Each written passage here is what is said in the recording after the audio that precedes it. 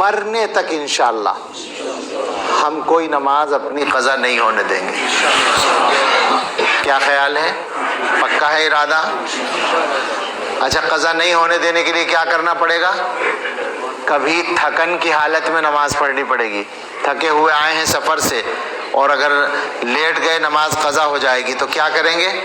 پہلے نماز پڑھیں گے. کبھی کیا ہوگا؟ رات کو نیند پوری نہیں ہوئی، آخر رات میں سونے کا موقع ملا، نیند چھوڑ کے اٹھنا ہی پڑے گا، اس کے بغیر تو نماز نہیں ہوگی، تو چھوڑ کے اٹھیں گے انشاءاللہ. انشاءاللہ.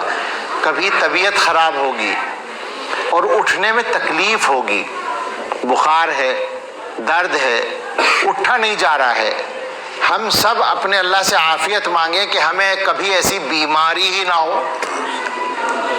یہ سبھی تو دعا کر سکتے ہیں بھائی، اللہ میاں سے مانگنے میں کیا پریشانی ہے؟ ہمیں کبھی ایسی بیماری نہ ہو کہ ہم نماز نہ پڑھ سکیں. تو لیکن اگر ذرا بہت آ بھی جائے کوئی بیماری تو ہم بیماری کو بہانہ بنائیں گے، آج تو میری طبیعت خراب ہے بس پڑا رہنے دو. نہیں، ہم یہ کام نہیں کریں گے انشاءاللہ. جیسے حال میں بھی ہوں گے اللہ ہمیں عافیت سے رکھے، یہ ہماری دعا ہے، لیکن ہم جس حال میں اللہ رکھیں گے ہم انشاءاللہ نماز ضرور پڑھیں گے، پابندی کریں گے، نماز قضا نہیں ہونے دیں گے. اور ظاہر ہے کہ مسجد کے اندر جتنے لوگ ہیں یہ تو سب مرد ہی ہیں نا، اور مردوں کی نماز کہاں ہوتی ہے؟ وہ ایک لطیفہ سن لیجئے، بہت دیر ہو گئی ہے آپ کو بیان سنتے سنتے، اس کے بعد دعا کا نمبر بھی آ رہا ہے. لکھنؤ کے ایک نواب صاحب اپنی اہلیہ کے ساتھ کھانا کھا رہے تھے، اندر کہیں بیٹھے ہوئے کمرے میں، اچانک سانپ آ گیا.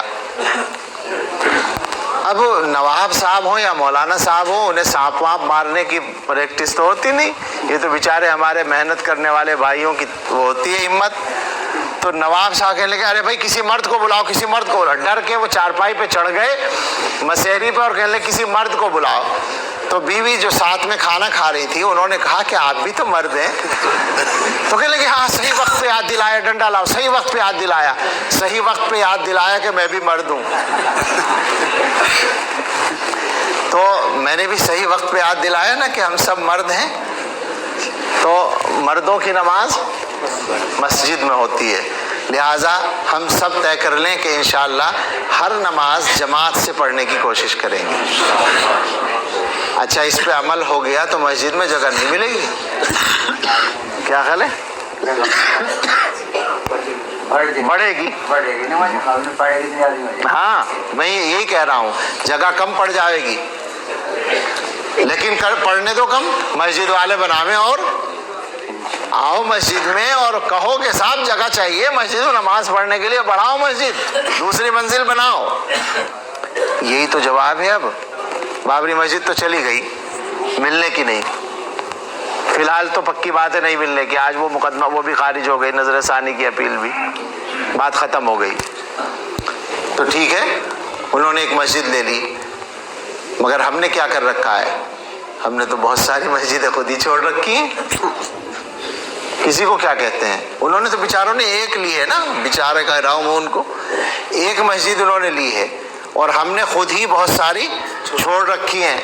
تو ہمیں کیا کرنا ہے؟ کم سے کم اپنی ان مسجدوں پہ تو قبضہ کرنا ہے نا.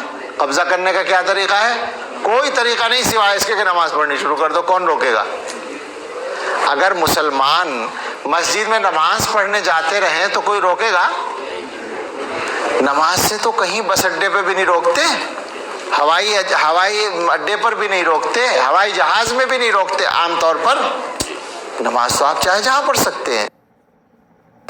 تو نماز اگر ہم لوگ پڑھیں تو انشاءاللہ کوئی رکاوٹ نہیں ہے.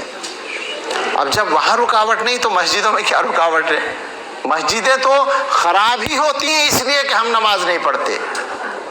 مسجدیں جو غیر آباد ہو جاتی ہیں اور پھر دوسروں کی نظر ان پر پڑتی ہے، وہ کیوں پڑتی ہے؟ ہم چھوڑ دیتے ہیں بھائی، جب ہم آوارث چھوڑ دیں گے تو پھر دوسروں کی نظر ان پہ پڑتی ہے.